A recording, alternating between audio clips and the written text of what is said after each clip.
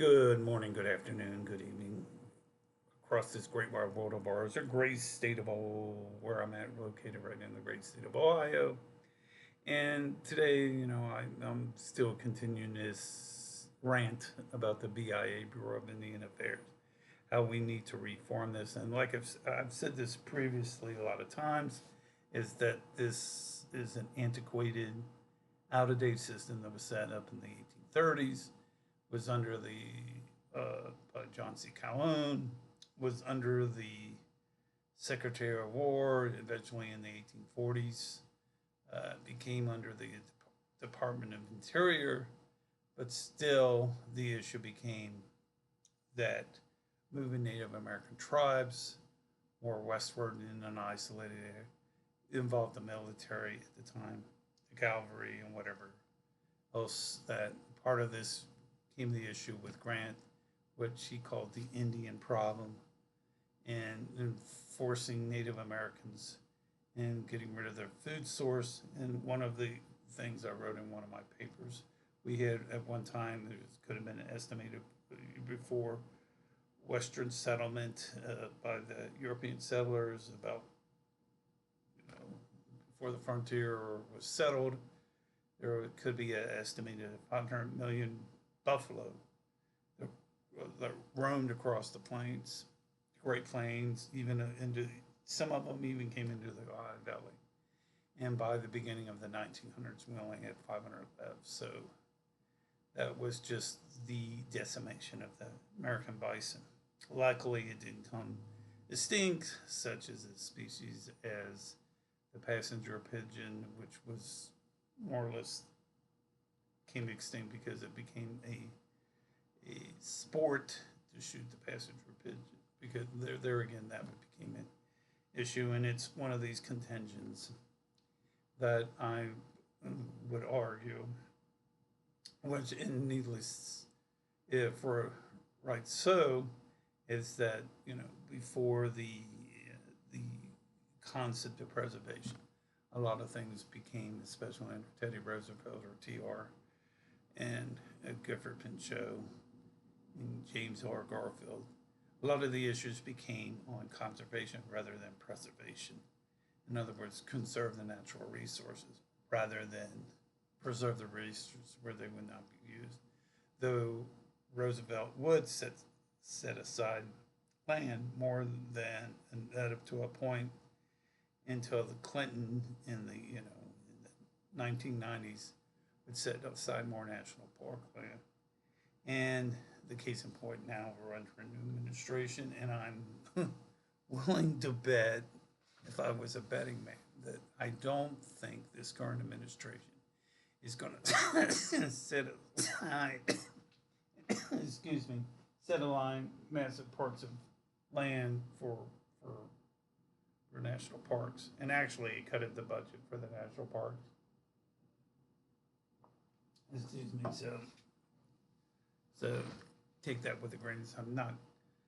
I'm not condoning it, and I'm not supporting it, but take it for a grain of salt, what it is, and this whole thing right now with wanting to change the history if it doesn't put things in the right perspective. Necessarily is not the case when we talk about the Bureau of Indian Affairs. There was a lot of things that were negative impact. There were some positive impacts. Don't get me wrong, but the negative impact, and it goes back to what one of my videos on my other channels, going back, is more or less the consensus for me is this is more about power grab than it is about an issue about sovereignty for Native American folks. So anyway, this is an issue that I think that needs to be addressed. And like I said, if the government is, I'm willing, like I said, I sent a letter off to, reached out to Doge, no response. Reached out to the Trump administration, no response. Sent a letter off to my local senators, congressmen, even the majority leaders, the Senate and the minority leader in the Senate, no response. So my my reaction is either they got bigger fish to fry, which is understandable. I'm sure that when we look at the issues concerning the Bureau of Indian Affairs, but if we're really serious about impacting or changing the lives of Native Americans, this should become a crucial issue.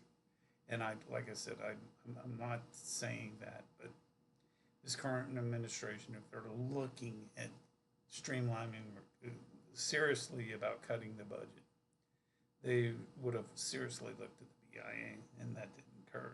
They were more looking at the BLM, which is the Bureau of Land Management, especially concerning oil on reserves. But there again, there becomes an issue because I read an article the other day that there's oil wells showing up on Navajo reservations, and we're not sure whose they are. My guess is that they're land leasing these oil rigs to companies on land that is federal land, and they're bypassing the Native Americans.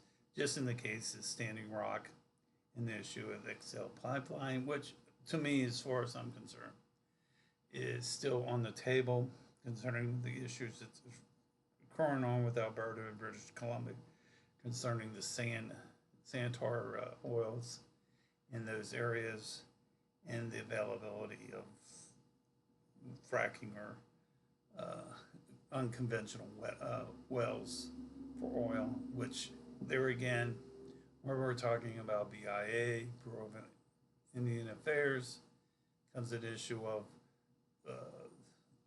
those royalties or that money should go to the local tribes.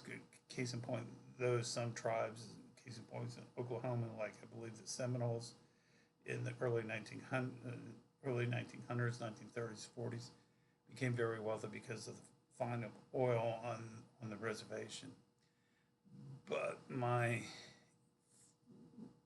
speculation is right now, I think if that occurred today, I'm not necessarily sure that the BLM, Bureau of Land Management, would agree with what's going on with that. So anyway, these are some food for thoughts concerning the BIA and BLM and how we can streamline things and make life better for the Native Americans that are on reservations.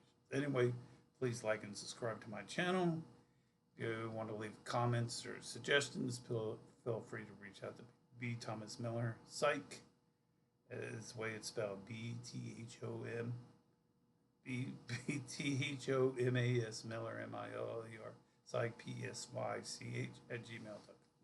Anyway, folks, have a great day, and we'll be trying to make some videos, get back under the thing about making videos again on a regular basis. Anyway, I'll talk to you real soon, and have a great day.